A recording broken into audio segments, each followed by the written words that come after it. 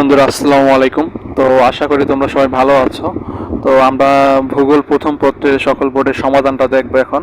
প্রথমে আমরা যেটা দেখবো সেটা হচ্ছে এক নাম্বারটা।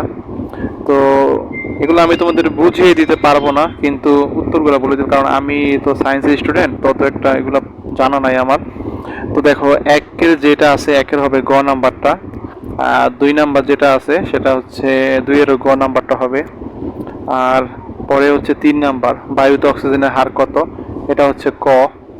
তারপরে চারেরও ক নাম্বার, এগুলো জ্ঞানমূলক, এগুলো জানাই।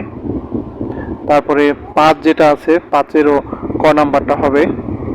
তারপরে দেখবো আমরা 6, তো 6-এরও ক নাম্বারটা হবে।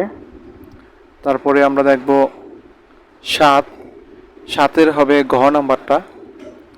তারপরে এখানে আছে 8, 8-এরও ঘ নাম্বারটা হবে। তারপরে 9 নাম্বার যেটা আছে সেটার হবে গ। পরে 10, 10-এর খ নাম্বারটা হবে।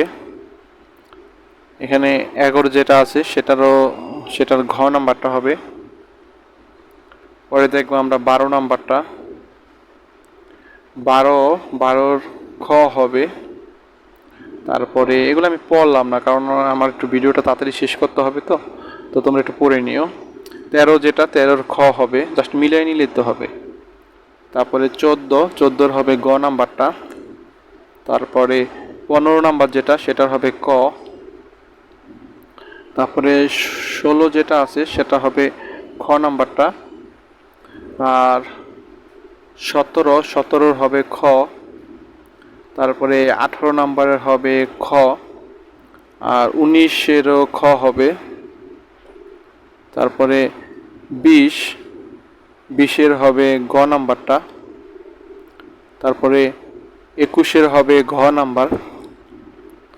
আর 22-এরও ঘ নাম্বারটা হবে। তারপর দেখবো আমরা 23-এর খ নাম্বার হবে। তারপরে দেখবো 24-এর ঘ নাম্বারটা হবে। 25-এরও ঘ নাম্বার। তো এই ছিল আমাদের সকল বোর্ডের ভূগোল প্রথম পত্রের সমাধানটা। তো সবাই ভালো থাকবেন। আসসালামু আলাইকুম।